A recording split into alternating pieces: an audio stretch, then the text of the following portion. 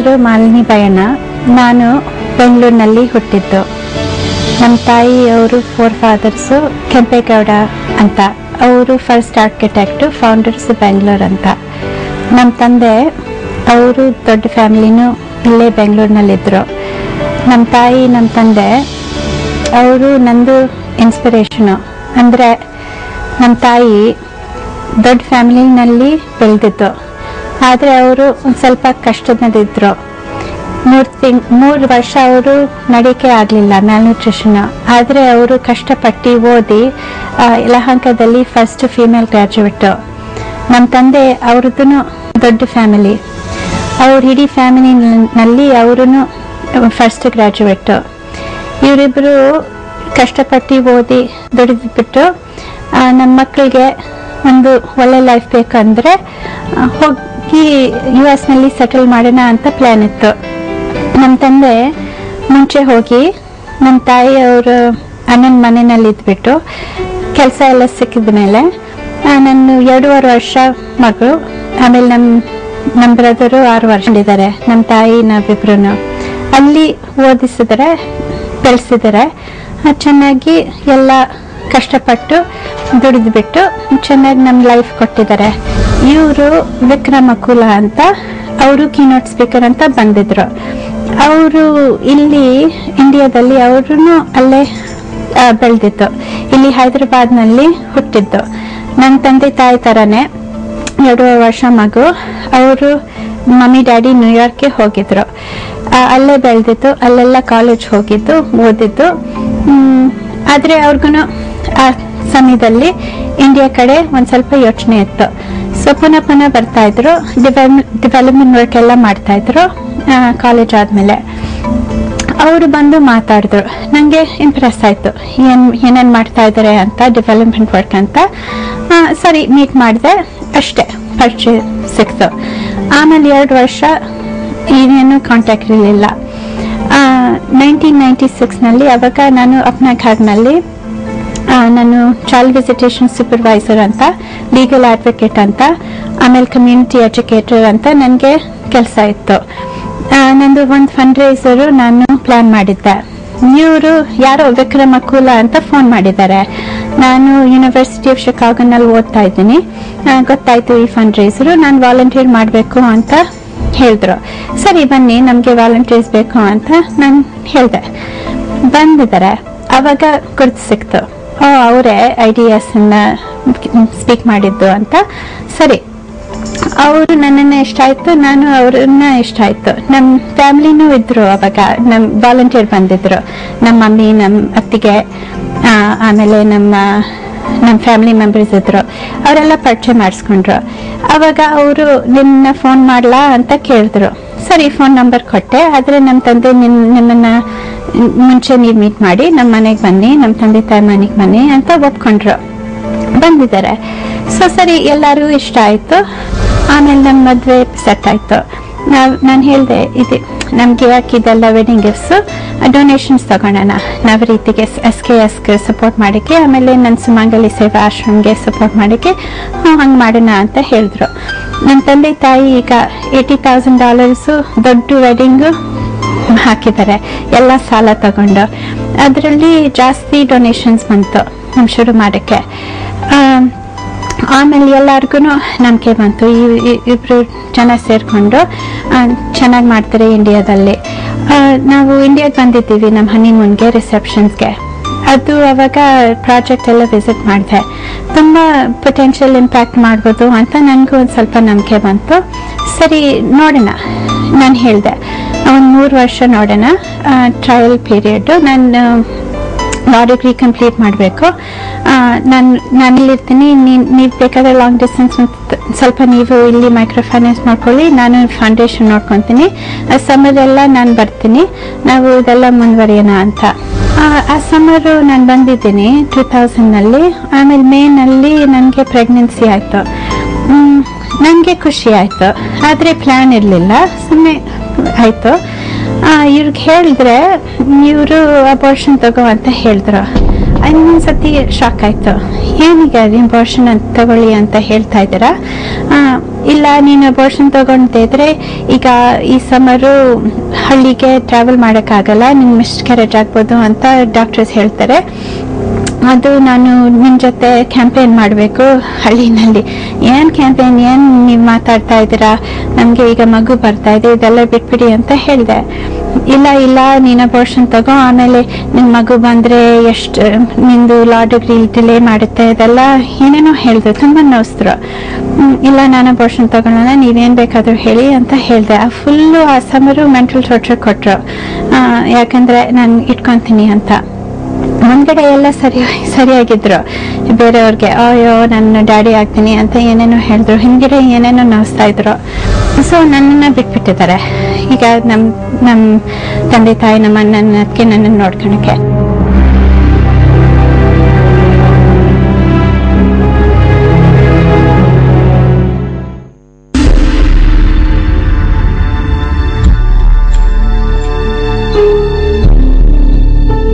ತಿಂಗಳ ಮಗು, ನಾವು ಸರಿ ಇಂಡಿಯಾಗೆ ಹೋಗೋಣ ಈ ಸಮರು, ಒಟ್ಟಿಗೆ ಮಗುನ ಕರ್ಕೊಂಡು ಹೋಗೋಣ ಅಂತ ಮನ್ಸು ಮಾಡಿದ್ವಿ. ಬಂದ್ವಿ.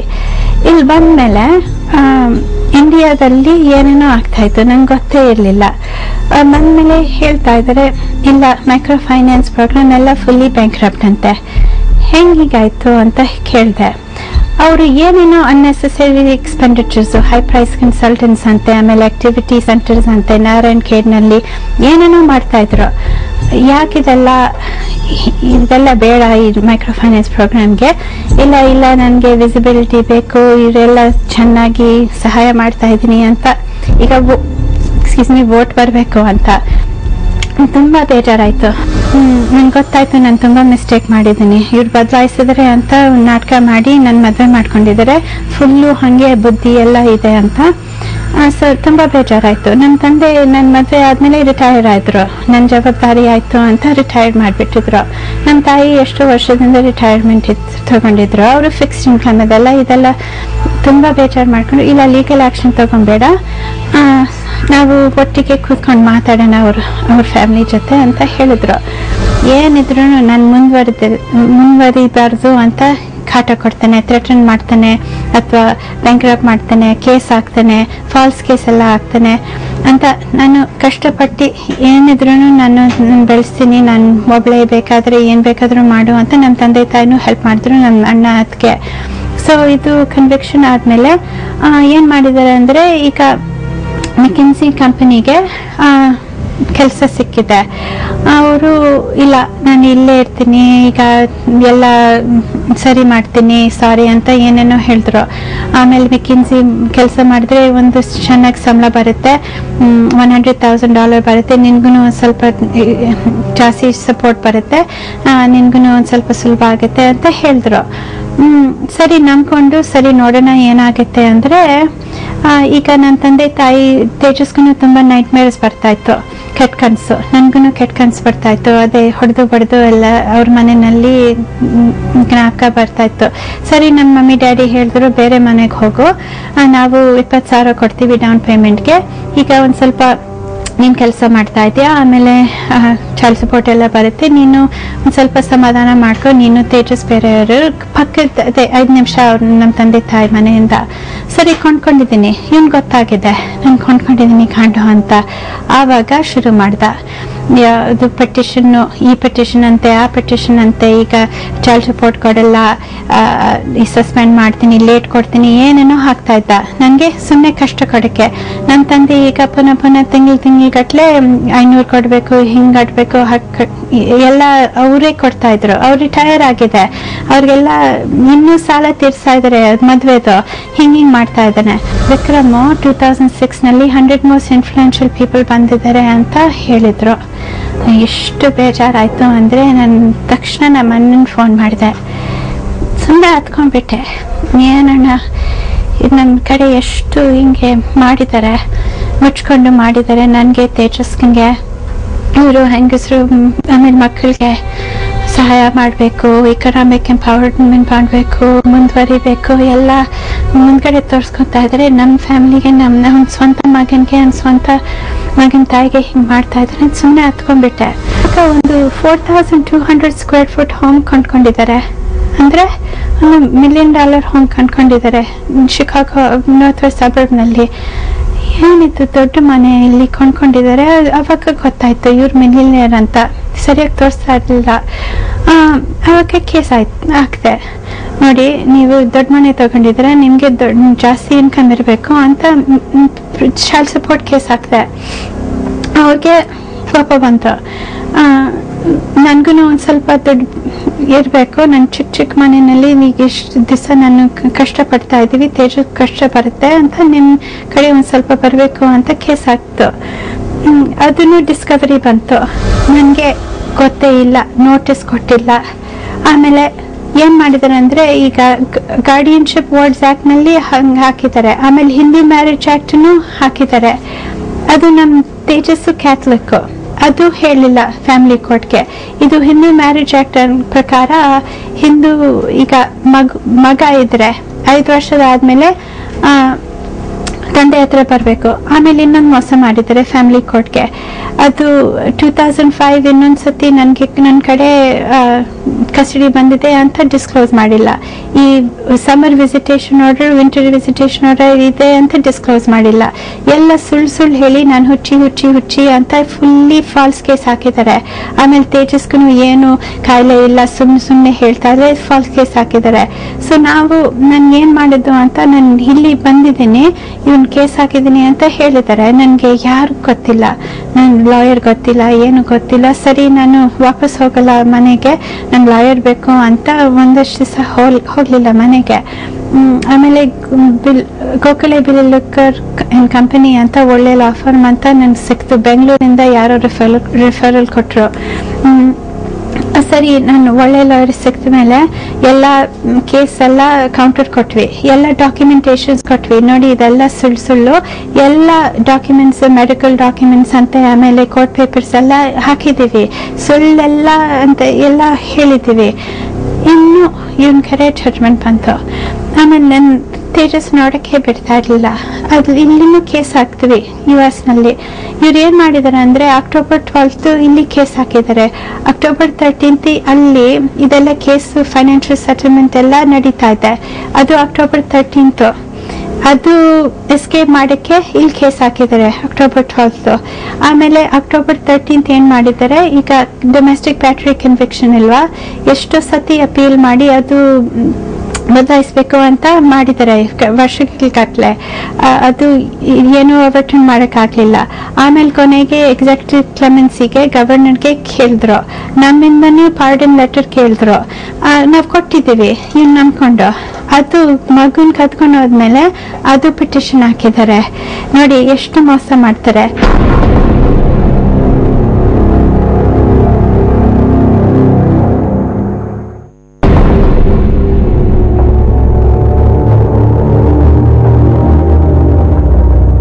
ಕಡೆ ಅವರು ತಾಯಿ ಅಣ್ಣ ಒಂದು MP, ಪವರ್ಫುಲ್ MP, ಅವರೆಲ್ಲ ಪ್ರೊಟೆಕ್ಷನ್ ಕೊಟ್ಟು ಆಮೇಲೆ ಅವ್ರಿಗೂ ಹೆಲ್ಪ್ ಮಾಡ್ತಾ ಇದ್ರು. ಇದೆಲ್ಲ ಫಾಲ್ಸ್ ಕೇಸ್ ಹಾಕಕ್ಕೆ ನನಗೆ ಅನ್ಕೊಂಡಿದ್ದೆ. ಆಮೇಲೆ ಅವ್ರು ಹೇಳಿದ್ರು, ತೇಜಸ್ ಸರಿಯಾಗಿ ಹೇಳ್ತಾ ಇದ್ರು, ಮಮ್ಮಿ ನಮ್ಮ ತಾತ CMಗೆ ಹೋಗಕ್ಕೆ ಮಾತಾಡಕ್ಕೆ ಹೋಗಿದ್ದಾರೆ, ನಮ್ಮ ಡ್ಯಾಡಿ ಹೊಡಿತಾರೆ, ಗದರಿಸ್ತಾರೆ. ಆಮೇಲೆ ನಾನು ಏನಾದರೂ ಒಳ್ಳೇದು ಬರೆದ್ರೆ ನಿಮ್ಮ ಜರ್ನಲ್ನಲ್ಲಿ ಎಲ್ಲ ರೇಸ್ ಮಾಡಿ, ಇಲ್ಲ ನಿಮ್ಮ ಮಮ್ಮಿ ಕೆಟ್ಟವಳು ಅಂತ ಏನೇನೋ ಹೇಳ್ತಾರೆ ಅಂತ ತುಂಬ ಏನೋ, ಮಮ್ಮಿ ವಾಪಸ್ ಬರಬೇಕು, ನಮ್ಮ ಮಮ್ಮಿಗೆ US ಹೋಗ್ಬೇಕು ಎಲ್ಲ ಬರ್ತಿದ್ದಾನೆ. ಎಷ್ಟು ಬೇಡ್ಕೊಂಡಿದ್ದಾನೆ. ಏನ್ ಮಾಡಿದಾನೆ ಅಂದ್ರೆ, ಇದೆಲ್ಲ ಪ್ರೊಸೀಡಿಂಗ್ಸ್ ಗೊತ್ತಾಗಿದೆ, ಇವರು ದೇಶದಿಂದ ಹೊಟ್ಟೋಗ್ಬಿಟ್ಟಿದ್ದಾರೆ. ಎಲ್ಲಿ ಹೊಟ್ಟೋಗ್ಬಿಟ್ಟಿದ್ದಾರೆ ಅಂತ ನಂಗೆ ಗೊತ್ತಿಲ್ಲ. ಈ ಕ್ರಿಸ್ಮಸ್ ಟೈಮು ತೇಜಸ್ಗೂ ತುಂಬಾ ದುಃಖ ಆಯ್ತು. ಅದು ಫಸ್ಟ್ ಕ್ರಿಸ್ಮಸ್ ನಾವು ಒಟ್ಟಿಗೆ ಇರಲಿಲ್ಲ ಅಂತ ಅವನಿಗೆ ತುಂಬಾ ಬೇಜಾರಾಯ್ತು. ನಂಗೂ ತುಂಬಾ ಬೇಜಾರಾಯ್ತು. ನಾವು ಕ್ರಿಸ್ಮಸ್ ಅಂತ, ನಾವು ಕ್ರಿಶ್ಚಿಯನ್ಸ್ ಅಂತ. ಸೊ ಎಲ್ಲಿದನು ಏನು ಚೆನ್ನಾಗಿದ್ದಾನೆ ಅಂತ ನಂಗೆ ಗೊತ್ತೇ ಇರಲಿಲ್ಲ. ಸೊ ಸರಿ ಕೋರ್ಟ್ಗೆ ಹೋಗಿ ಅದು ಚೈಲ್ಡ್ ರ್ಯಾಪ್ ಹತ್ರ ಎಲ್ಲ ಕಾಂಟ್ಯಾಕ್ಟ್ ಏನು ಸುಳ್ಳು ಹೇಳಕ್ಕೆ ಅಂತ ಹೇಳ್ಬಿಟ್ರ. ಏನು ಸುಳ್ಳು ಹೇಳಿದ್ರೆ ನಿನ್ ಗ್ರಾಚಾರ ಬರುತ್ತೆ ಅಂತ ತೇಜಸ್ಗೆ ವಿಸ್ವಲ್ ವ್ಯಾಲಿನಲ್ಲೇ ಹೈದರಾಬಾದ್ನಲ್ಲೇ ಇದ್ದೀವಿ ಮಮ್ಮಿ ಅಂತ ಸುಳ್ಳು ಹೇಳಕ್ಕೆ ಮಾಡ್ದ. ಅವಾಗ ಗೊತ್ತಾಯ್ತು ಅವನು ಮುಂಚೆ ಲಾಯರ್ ಬಂದು US ಹೋಗಿದ್ದಾರೆ ಅಂತ ಸುಳ್ಳು ಹೇಳಿದ್ರು. ಸರಿ, US ನಲ್ಲಿದ್ರೆ ತಕ್ಷಣ ವಾಪಸ್ ಕೊಟ್ಬಿಡಿ ತಾಯಿಗೆ ಇದು ಪ್ರೊಸೀಡಿಂಗ್ಸ್ ನಡೀಲಿ, ಒಂದ್ 4 ವಾರ ತಾಯಿಗೆ ಕಸ್ಟಡಿ ಕೊಟ್ಬಿಡು, ವಾಪಸ್ ಕರ್ಕೊಂಡ್ ಬರ್ತಾರೆ ಪ್ರೊಸೀಡಿಂಗ್ಸ್ಗೆ ಎಲ್ಲ ಅಂತ ಹೈಕೋರ್ಟ್ ಬರ್ತಿದ್ದಾರೆ. ಆಮೇಲೆ ಆ ಆರ್ಡರ್ ಬಂದ್ಮೇಲೆ ಇಲ್ಲ ಬಂದ್ಬಿಟ್ಟು ಬೇರೂಟ್ ಲೆಬನಾನ್ಗೆ ಕರ್ಕೊಂಡು ಹೋಗಿದ್ದಾನೆ. ಅಲ್ಲಿ ಬೇರೂಟ್ ಲೆಬನಾನ್ ನಲ್ಲಿ ಅವ್ರ ತಮ್ಮ ಇದ್ದಾರೆ. ಅವರು ಲೆಬನೀಸ್ ವುಮನ್ ಮದುವೆ ಮಾಡ್ಕೊಂಡಿದ್ದಾರೆ. ಅಲ್ಲಿ ಅವರು ಇಂಟರ್ನ್ಯಾಷನಲ್ ಸ್ಕೂಲ್ ನಲ್ಲಿ ಟೀಚರು. ನೋಡಿ, ನಾನು ಕ್ರಿಶ್ಚಿಯನ್ಸು, ನಾವು ಕ್ಯಾಥಲಿಕ್ಸು. ನಾನು ಕ್ರಿಸ್ಮಸ್ ಕದ್ಕೊಂಡು ಹೋಗಿ ಒಂದು ಮುಸ್ಲಿಂ ಕಂಟ್ರಿನಲ್ಲಿ ಅವರು ಸೆಲೆಬ್ರೇಟ್ ಮಾಡ್ತಾ ಇದ್ದಾರೆ. ಎಲ್ಲಿದನೋ ಹೆಂಗಿದನೋ ನಂಗೆ ಗೊತ್ತೇ ಇಲ್ಲ. ಅವಾಗ ನಾನು ಅದು FBI-ಗೆಲ್ಲ ರಿಪೋರ್ಟ್ ಮಾಡಿ ಇಂಟರ್ಪೋಲ್ ಅಲರ್ಟ್ಸ್ ಎಲ್ಲ ಹಾಕಿದ್ದೀನಿ. ಅವರು ಹೈಕೋರ್ಟ್ ಹೇಳಿದ್ರು ವಾಪಸ್ ಕೊಟ್ಬಿಡು, ಬೇರೂಟ್ನಲ್ಲಿ ಇದ್ರು ವಾಪಸ್ US-ಗೆ ತಾಯಿಗೆ ಕೊಟ್ಬಿಡು ಅಂತ ಆರ್ಡರ್ ಬರ್ಸಿದ್ದಾರೆ. ಇಲ್ಲ ಹಾಲಿಡೇ ಅಂತ ಫ್ಲೈಟ್ ಸಿಕ್ಕಲ್ಲ ಅಂತ ಏನೋ ನಾಟಕ ಮಾಡಿದ್ರು. ಇಲ್ಲ, ನಾವು ಇಂಟರ್ನೆಟ್ ನೋಡಿ ಎಲ್ಲ ಫ್ಲೈಟ್ ಇದೆ, ಏನು ಕಷ್ಟ ಆಗಲ್ಲ ಅಂತ ನಾವು ಹೇಳಿದ್ದೀವಿ ಕೋರ್ಟ್ಗೆ. ಫುಲ್ಲಿ ವೈಲೇಟ್ ಮಾಡಿದ್ದಾನೆ, ಬಂದ್ಬಿಟ್ಟಿದ್ದಾನೆ ಇಂಡಿಯಾಕ್ಕೆ. ಬಂದ್ಬಿಟ್ಟು ಡೆಲ್ಲಿ ಕರ್ಕೊಂಡು ಹೋಗಿದ್ದಾನೆ, ಸ್ಕೂಲೆಲ್ಲ ಬಿಡಿಸ್ಬಿಟ್ಟಿದ್ದಾನೆ. ಎಲ್ಲಿದ್ದಾನೆ, ಸ್ಕೂಲ್ ಇದ್ದಾನೆ, ಡೆಲ್ಲಿನಲ್ಲಿದ್ದಾನೆ, ಹೈದರಾಬಾದ್, ಯಾವ ದೇಶದಲ್ಲಿ ನನಗೆ ಗೊತ್ತಿರಲಿಲ್ಲ. ಆಮೇಲೆ ಇಂಟರ್ಪೋಲ್ ಅಲರ್ಟ್ಸ್ ಎಲ್ಲ ಹಾಕಿದ್ದೀನಿ. ಅಕಸ್ಮಾತ್ ಅವನು ಓಡಾಡ್ಬಿಟ್ಟು ಬಚ್ಚಿಡ್ಕೊಂಡು ತೇಜಸ್ಸನ್ನ. ಸರಿ, ಹೈಕೋರ್ಟ್ ಹೇಳಿದ್ರು January 6 ಅವನು ಬಂದಿಲ್ಲ ಕೋರ್ಟ್ಗೆ, ಅಟರ್ನೀಸ್ನು ಬಂದಿಲ್ಲ. ಅವ್ರು ಹೇಳಿದ್ರು ಯಾಕಿಲ್ಲ ಅಂತ, ಏನೇನೋ ಎಕ್ಸ್ಕ್ಯೂಸ್ ಕೊಟ್ಟು ಬಂದಿಲ್ಲ. ಸರಿ, ಅವ್ರು ಹೇಳಿದ್ರು ಮುಂದಿನ ಕೋರ್ಟ್ ಡೇಟ್ ನಲ್ಲಿ ಅದೇ January 7 ಏನೋ ಹಾಕಿದ್ರು, ಬರ್ದೇ ಇದ್ರೆ ಫಾರ್ಮ್ ಆನ್ FIR ಇಶ್ಯೂ ಮಾಡ್ತೀವಿ ಅಂತ. ಇವ್ರಿಗೆ ಗೊತ್ತಾಯ್ತು ಇವರು ಹಿಂಗೆ ಆರ್ಡರ್ ಬಂದಿತ್ತು ಅಂತ. ತಕ್ಷಣ ಸುಪ್ರೀಂ ಕೋರ್ಟ್ಗೆ ಅಪೀಲ್ ಮಾಡಿದ್ದಾರೆ. ನೋಡಿ, ಹಿಂಗೆ ಎಸ್ಕೇಪ್ ಮಾಡ್ತಾರೆ, ಅದು ತಪ್ಪು ಮಾಡ್ತಾರೆ, ವೈಲೇಟ್ ಮಾಡ್ತಾರೆ, ಆಮೇಲೆ ಅಪೀಲ್ ಮಾಡ್ತಾರೆ. ಯಾಕೆ ನನಗೆ ಫುಲ್ಲಿ ಬ್ಯಾಂಕ್ರಪ್ಟ್ ಮಾಡಬೇಕು ಅಂತ. ನನಗೆ ಅಲ್ಲಿ ಕೆಲಸ ಮಾಡೋಕ್ಕಾಗಲ್ಲ. ಈ ಎಕ್ಸ್ಪೆನ್ಸಸ್ ಯಾರು ತರ್ತಾರೆ? ನನ್ನ ತಂದೆ ತಾಯಿಗೂ ಈಗ ಫುಲ್ಲಿ ಅವರು ಸಾಲ ಎಲ್ಲ, ಇನ್ನು ಸೆಕೆಂಡ್ ಮಾರ್ಕೆಟ್ ತಗೊಂಡಿದ್ದಾರೆ, ರಿಟೈರ್ಮೆಂಟ್ ಫಂಡ್ ಎಲ್ಲ, ಸೇವಿಂಗ್ಸ್ ಎಲ್ಲ. ಈಗ ವಯಸ್ಸಾದರೆ ಅವ್ರಿಗೆ ಹೆಂಗೆ, ಅವ್ರ ಹೆಲ್ತ್ ಎಲ್ಲ ಯಾರು ನೋಡ್ಕೊತಾರೆ? ಸರಿ, ನನ್ನ ಕೊಡ್ಬೋದು, ಆದರೆ ಅವ್ರಿಗೂ ಮಕ್ಕಳಿದ್ದಾರೆ, ಅವ್ರಿಗೂ ಎಕ್ಸ್ಪೆನ್ಸಸ್ ಇದೆ, ಕಾಲೇಜ್ ಹೋಗಬೇಕಾದ್ರೆ. ಇವರು ಎಷ್ಟು ಶ್ರೀಮಂತರು, ಈ ಕಡೆ ಎಷ್ಟಿದ್ರು ಅತಿ ಆಸೆ, ನನಗೆ ಏನು ಉಳಿಸ್ಬಾರ್ದು ಅಂತ ಹಿಂಗೆ ಮಾಡ್ತಾ ಇದ್ದಾರೆ. ಹೈದರಾಬಾದ್ನಲ್ಲಿ ಫುಲ್ಲಿ ಕ್ರಿಮಿನಲ್ ಕಂಪ್ಲೇಂಟ್ ಎಲ್ಲ ಹಾಕ್ಬಿಟ್ಟೆ. ನಾನು ಉಳ್ಕೊಂಡೆ ಮೇನಲ್ಲಿ. ಎಲ್ಲ ಹೋಮ್ ಮಿನಿಸ್ಟರ್ ಎಲ್ಲ, ಅದೇ ಟಾಪ್ ಪೊಲೀಸ್ ಇನ್ಸ್ಪೆಕ್ಟರ್ಸ್ ಎಲ್ಲ ಮೀಟ್ ಮಾಡಿ ಎಲ್ಲ ಏನೇನು ಆಗ್ತಾ ಇದೆ ಅಂತ ಫುಲ್ಲಿ ಹೇಳಿದ್ದೀವಿ. ಅವರೆಲ್ಲ ಪ್ರಾಮಿಸ್ ಕೊಟ್ಟಿದ್ದಾರೆ, ಹೋಮ್ ಮಿನಿಸ್ಟರ್ ಎಂಡೋರ್ಸ್ ಮಾಡಿದ್ದಾರೆ, ಇನ್ವೆಸ್ಟಿಗೇಟ್ ಮಾಡ್ತೀವಿ ಅಂತ. ಆಮೇಲೆ ಇವನು ನೋಡೋಕ್ಕೆ ಬಿಡಲಿಲ್ಲ. ಅದು 1-2 ಗಂಟೆ ಇಲ್ಲಿ ಮದರ್ಸ್ ಡೇಗೆ ಬಿಟ್ಟಿದ್ದಾನೆ.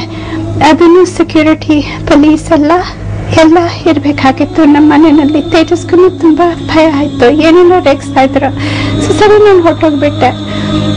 ಇಡೀ ಸಮ್ಮರು ಏನೇನೋ ಸ್ಕೈಪ್ ಮಾಡಕ್ ಬಿಡ್ತಾ ಇರ್ಲಿಲ್ಲ, ಮಾತಾಡಕ್ ಬಿಡ್ತಾ ಇರ್ಲಿಲ್ಲ. ತೇಜಸ್ ಬೇಡ್ಕೊತಾ ಇದ್ದಾನೆ, ಮಮ್ಮಿ ನೋಡ್ಬೇಕು, ನಮ್ಮ ಮಮ್ಮಿ ಮಾತಾಡ್ಬೇಕು ಅಂತ. ಏನೇನೋ ನಾಟಕ ಕೊಟ್ಟು ಎಕ್ಸ್ಕ್ಯೂಸ್ ಕೊಟ್ಟು ಬಿಡ್ತಾ ಇರ್ಲಿಲ್ಲ. ಆಮೇಲೆ ಎಷ್ಟು ಸತಿ ಹೇಳ್ದ, ಮಮ್ಮಿ ನನಗೆ ತುಂಬ ಬೇಜಾರಾಗ್ತಾ ಇದೆ, ನನಗೆ ಡಿಪ್ರೆಷನ್ ಥರ ಬರ್ತಾ ಇದೆ, ಆಮೇಲೆ ಕೆಟ್ಟ ಕನಸು ಬರ್ತಾ ಇದೆ, ನಾನು ಈಗ ಬೆಟ್ಟದ ಮೇಲೆ ಹತ್ಬಿಟ್ಟು ನಾನು ಜಂಪ್ ಮಾಡಬೇಕು ಅಂತ ಏನೇನೋ ಹೇಳ್ತಾ ನನಗೆ ತುಂಬ ಭಯ ಆಯಿತು. ಸೊ ಇಲ್ಲ ತೇಜಸ್, ನಾವೆಲ್ಲ ಕಷ್ಟಪಟ್ಟು ನಾವು ಜಗಳ ಮಾಡಿ ನಾನು ಬಿಡಿಸ್ತೀನಿ ಅಂತ ಎಷ್ಟು ದುಡ್ಡು ಸುರಿಬೇಕಾದ್ರೂ ನಾನು ಸ್ಟಾಪ್ ಮಾಡಲ್ಲ ಇದನ್ನು. ಇವರು ಈಗ $1 million ನನಗೆ ಸಾಲ ಇದೆ, ಇದೆಲ್ಲ ಲಿಟಿಗೇಷನ್. ಇವ್ರಿಗೆ ಗೊತ್ತು, ಇವನ್ಗೆ ಏನು ಡ್ರ್ಯಾಗ್ ಮಾಡಿದ್ರೆ ಇವಳೇ ಈಗ ಬ್ಯಾಂಕ್ರಪ್ಟ್ ಮಾಡಿದ್ರೆ, ಮೆಂಟಲಿ ಎಮೋಷನಲಿ ಟಾರ್ಚರ್ ಮಾಡಿದ್ರೆ, ನನಗೂ ಫಿಸಿಕಲಿ ತುಂಬ, ನನ್ನ ಬೆನ್ಗೆಲ್ಲ ಟ್ರಾವೆಲ್ ಮಾಡೋಕ್ಕೆ ತುಂಬ ಕಷ್ಟ ಆಗಿದೆ. ಏನು ಬೇಕಾದ್ರೂ ಮಾಡ್ತೀನಿ, ನಮ್ಮ ಮಗು ನೋಡಬೇಕು ಅಂತ ಒಪ್ಕೊಂಡ್ಬಿಟ್ಟಿದ್ದೀನಿ. ಸೊ ಪ್ರತಿ ಸತಿ ನಾನು ಡಿಪಾಸಿಟ್ ಮಾಡ್ತೀನಿ, ಇವನು ಏನೇನೋ ಕದ್ಕೊಂಡು ಹೋಗ್ತೀನಿ ಅಂತ ಸುಳ್ಳು ಹೇಳ್ತಾ ಇದ್ದಾನೆ. ಸರಿ, ಆಮೇಲೆ ಈ ಸತಿ ಅದು ದೇವರಿಂದ ನನ್ನ ಫ್ರೆಂಡ್ ಇದ್ದಾರೆ, ಅವರು ತಾಯಿ ಒಂದು ಮಿನಿಸ್ಟರು. ಅವರು ಫೇಸ್ಬುಕ್ನಲ್ಲಿ ಕಾಂಟ್ಯಾಕ್ಟ್ ಆಯಿತು 1 ತಿಂಗಳು 2 ತಿಂಗಳ ಹಿಂದಿಗೆ. ಅವ್ರಿಗೆ ಇದೆಲ್ಲ ಕತೆ ಗೊತ್ತಿರಲಿಲ್ಲ. ಅವರು ಇಲ್ಲಿ ಬಂದು ಕಾಲೇಜ್ ಆದಮೇಲೆ ಅವರು ಮದುವೆ ಮಾಡ್ಕೊಂಡಿದ್ದಾರೆ.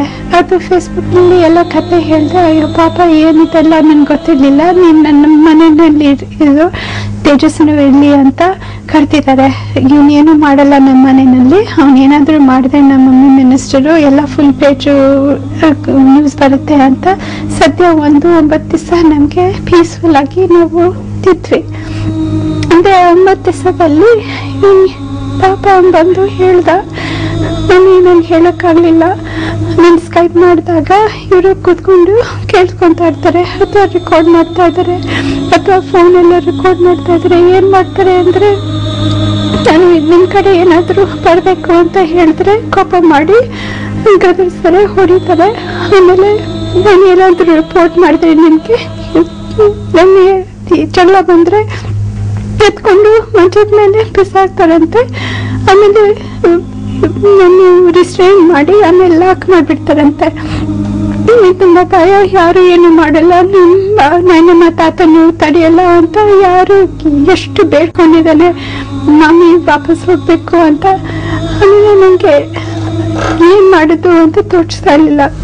ಒಂದು ಹಳ್ಳಿನಲ್ಲಿ ಒಂದು ಮನುಷ್ಯ ಇದ್ದ, ಅವನು ಹ್ಯಾಂಗಿಂಗ್ ಸೂಸೈಡ್ ನೋಡಿದೆ ಟಿವಿನಲ್ಲಿ ನೋಡ್ಬಿಟ್ಟು SKS ಮೈಕ್ರೋ ಫೈನಾನ್ಸ್ ಹೆಸರು ಬಂತು.